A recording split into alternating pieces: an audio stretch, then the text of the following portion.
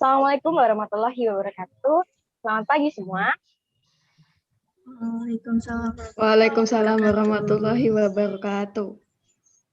Nah, sebelumnya perkenalkan saya Meti, di sini saya sebagai host. Nah, pagi hari ini kita akan membahas tentang ketidakadilan sistem hukum di Indonesia. Seperti yang kita tahu, Indonesia merupakan negara hukum. Dan salah satu unsur hukumnya yaitu tentang hak asasi manusia, di mana HAM ini sangat dijunjung tinggi oleh semua warga negara. Nah, hak asasi manusia sendiri diatur di Undang-Undang Nomor 39 Tahun 1999. Banyak kejahatan HAM yang masih terjadi di Indonesia. Nah, dari aku sendiri pun aku pernah merasakan contohnya tentang ketidakadilan saat mengantri di rumah sakit. Itu sangat jelas ya, guys. Ya, dari mungkin aku pasien BPJS dan ada pasien yang reguler. Nah, itu sangat kelihatan jelas ya, di mana sisi ketidakadilannya. Nah, dari teman-teman sendiri pasti sering merasakan ketidakadilan berdasarkan pengalaman, ya kan? Ya. Oke, aku mau tahu nih ketidakadilan seperti apa yang dilakukan, yang dirasakan oleh Rima sendiri. Kalau Rima bagaimana? Kalau aku sih belum pernah ya, maksudnya ngerasa di aku sendiri. Cuma pernahnya tuh kayak aku kan punya tetangga. Ya. Nah, dia kan pakai obat-obatan terlarang gitu kan. Terus dia udah dicari sama polisi, terus udah ditangkap nih, tapi cuma sehari doang dia di sel gitu. Soalnya tuh ternyata waktu aku nanya ke orangnya itu tuh dia punya kenalan orang dalam, maksudnya kenalan polisi. Jadi dia tuh dikasih kayak rate harga buat bayar biar kasusnya tuh nggak dilanjut ulang gitu loh. Jadi dia bayar terus kasusnya tuh ketutup, jadi dia bisa keluar tanpa dapat hukuman yang pas gitu. Ya kayak gitu doang sih kalau aku. Jadi dia cepat keluar karena itu ya, memiliki sebuah Orang dalam gitu loh. orang dalam. Oke. Terus ada apa lagi ya, Rim, selain itu? Aku juga sama pernah ngerasain yang BPJS itu. Jadi perlakuannya tuh emang benar-benar beda. Jadi kalau pakai BPJS tuh pelayanannya tuh lama banget. Ya, benar sekali. Terus sama kayak obatnya tuh obatnya tuh yang nggak spesifik sama sakitnya itu tuh, karena bapakku kan kemarin pakai BPJS juga kan. Nah, terus habis itu dia dikasih obatnya tuh ya obat yang standar, nggak obat khusus sakitnya dia, karena dia pakai BPJS gitu. Terus emang bener-bener pelayanannya beda. Karena habis pakai BPJS, terus kan kayak kok nggak sembuh-sembuhnya, kayak kurang banget pelayanannya. Terus akhirnya ibuku mutusin buat lepas BPJS, jadi bayarnya tuh reguler biasa gitu. Nah, pas itu langsung ngerasain bener-bener beda banget pelayanannya. Jadi yang awalnya lama banget, terus lepas BPJS jadi cepet banget, dan obatnya tuh beda yang dikasih gitu. Oke. Kalau untuk Devara sendiri punya kasus apa? Aku sempat ada sih masalah sama polisi beberapa tahun yang lalu. Kayak di rumahku tuh sempat ada kemalingan.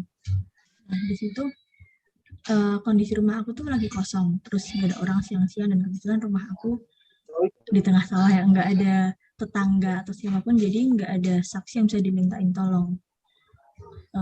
Aku baru balik, terus ngecek kan rumah, kok posisi gerbang sama pintu rumah itu udah kebuka semua, kayak gemboknya itu dibobol gitu loh. Terus aku langsung kantor polisi kan, kayak ngasih laporan, Pak ini ada kejadian kemalingan gini-gini, terus sama ngeceritain kronologinya kayak gimana. Setelah itu mereka tuh datang ke rumah, buat lihat kondisi rumah kan. Kupikir mereka bakal kayak olah TKP gitu. Tapi ternyata enggak, mereka cuma datang terus ngefoto tempatnya dan udah. Habis itu cuma bilang nanti ditunggu aja, nanti kami kasih tahu kabar selanjutnya. Terus setelah beberapa lama keluarga aku nanya lagi, nggak ada, itulah kayak nggak ada respon sama nggak ada sekali. respon dari mereka. Oh. Nah, mereka bilang udah susah Kak kayak gitu, mau dicari pun udah susah. Kan kayak habis itu aku sempat baca berita kan, ada artis yang rumahnya kemalingan, terus kronologinya tuh benar-benar sama kayak kejadian di tempatku, tapi dia langsung update, wah polisinya cepet bertindak gini kan, kayak apa ya, timpang banget gitu loh. Ya, Mereka kayak ada diskriminasi antara artis dengan rakyat biasa gitu lah. kan? Kayak dia sebagai public figure tapi dapat privilege gitu lah sih. Ya. Dan kita sama-sama warga negara Indonesia ya, harusnya kan punya hak dan kewajiban yang bayar sama. pajak juga. Nah, tapi kok penegakan hukumnya itu nggak seimbang. Harusnya kan itu penegakan hukum tuh berlaku buat semua orang ya. Tapi kok sekarang cuma kayak berlaku buat orang yang berduit doang gitu nggak sih? Dan mirisnya malah hal kayak gitu udah lumrah di zaman sekarang, kayak udah biasa banget gitu. Menurut aku gitu sih, gitu doang. Jadi ya kayak peraturan bisa dibeli gitu. Benar banget. Ya enggak sih? Orang yang berduit bisa membeli dan dia akan lebih diutamakan dari orang biasa. Itu sebenarnya hampir mirip kayak kasus yang tadi nggak sih, yang BPJS tadi. Kalau kamu pakai BPJS kan ditanggung BPJS, ditanggung negara. Terus pelayanannya kayak dibatasin gitu. Tapi setelah kamu lepas BPJS, kamu pakai duitmu sendiri, lancar semua kan. Tapi sebenarnya BPJS tuh kita juga membayar loh. Nah, iya. Tapi ada beberapa BPJS yang nggak membayar. Contohnya? Nenekku itu BPJS tingkat, kalau nggak salah tingkat 3 apa berapa gitu, lupa aku. Nah, dia itu nggak pernah bayar. Terus kemarin periksa ke Sarjito, nggak pernah bayar. Oke. Kalau dari Feby sendiri, apakah pernah mengalami kasus ketidakadilan? Kalau aku pribadi sih, selama ini kayak belum pernah ngalamin ketidakadilan sih. Tapi aku pernah dengar nih ada kasus, ya bukan di Jogja, tapi ini di Malang. Jadi ada nih anak di bawah umur, usianya itu sekitar 17 tahun. Dia lagi mau pacaran, dia jalan di dekat kebun gitu. Terus tiba-tiba ada begal nyamperin.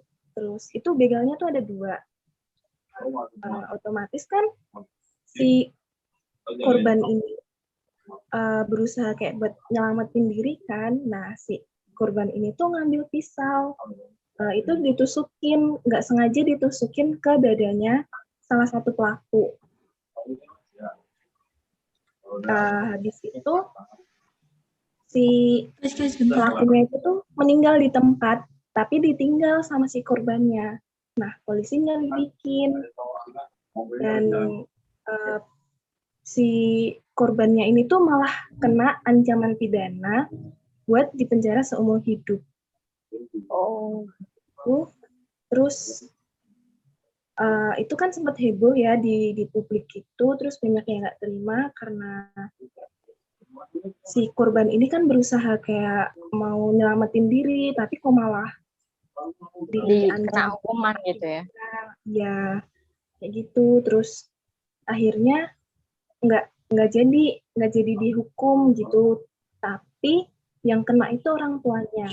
Kalau nggak salah, yang kena orang tuanya, karena si korban ini tuh masih, ya itu tadi, di bawah umur. Kan belum bisa kan ya kalau di bawah umur gitu. Ya gitu.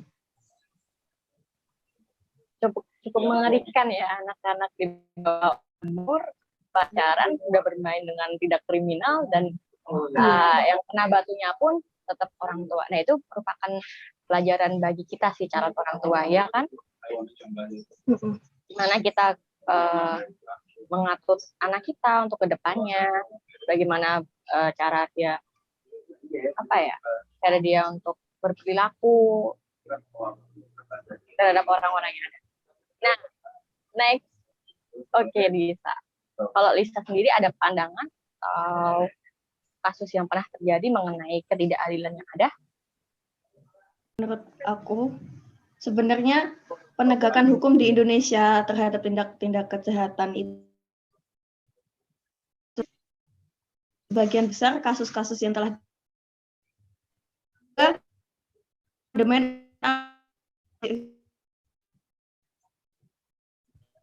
itu menguntungkan masyarakat, walaupun tidak semua itu merasa diuntungkan oleh keputusan tersebut. Pasti setiap keputusan yang diambil oleh para penegak hukum itu sudah dipikirkan dengan baik. Mereka pasti akan mengambil keputusan yang terbaik. Nah, karena itu kita harus memandang secara luas. Tidak pasti yang terbaik itu akan menguntungkan. Kalau memang yang terbaik itu merugikan, kita juga harus bisa menerima hal tersebut. Hanya saja gini, memang sudah menjadi rahasia umum seperti orang dalam yang tadi seperti dijelaskan tadi. Ya, mungkin mereka melakukan hal tersebut itu karena mereka merasa kasihan. Mungkin orang dalam itu keluarga atau kerabatnya, ya enggak?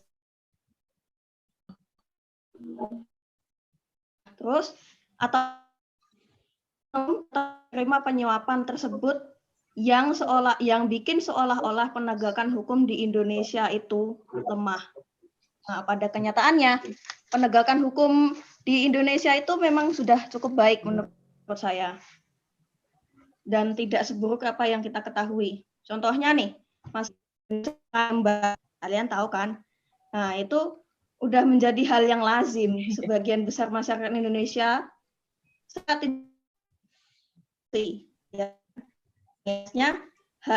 itu tuh didukung oleh aparat-aparat yang bertugas. Nah, bikin SIM kan salah satu hal yang ribet ya. Nah, iya kalau ujiannya lulus, kalau misal ujiannya enggak kan makin tambah. Harusnya korupsi sekecil apapun atau sebesar apapun tetaplah korupsi. Harus adil dong. Nah, itulah namanya dilema etika. Kalian harus memilih antara mengurus perizinan SIM yang ribet dan entah kapan selesainya, atau menggunakan orang dalam. Kalian tinggal duduk manis dan tunggu selesai. Enak kan? Nah, ya itu. Intinya itu tidak semua orang itu bisa bermain bersih. Hal tersebut di Indonesia sudah terlanjur. Jadi, menurut saya bukan penegakan hukum di Indonesia yang lemah, tapi emang kebiasaan-kebiasaan itu tadilah yang buruk itu yang susah dihilangkan. Sekian dan terima kasih. Oke, jadi kesimpulannya pada dasarnya hukum di Indonesia itu sudah berjalan dengan baik. Kelompok yang menjadi pelopor untuk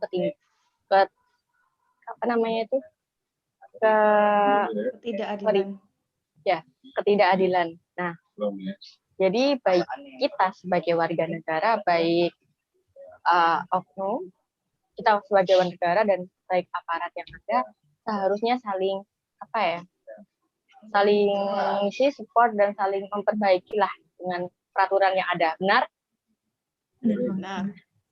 Nah, oke teman-teman, mungkin itulah percakapan yang cukup berat di pagi hari ini. Saya sendiri sebagai host mengucapkan terima kasih. Wassalamualaikum warahmatullahi wabarakatuh. Waalaikumsalam warahmatullahi wabarakatuh.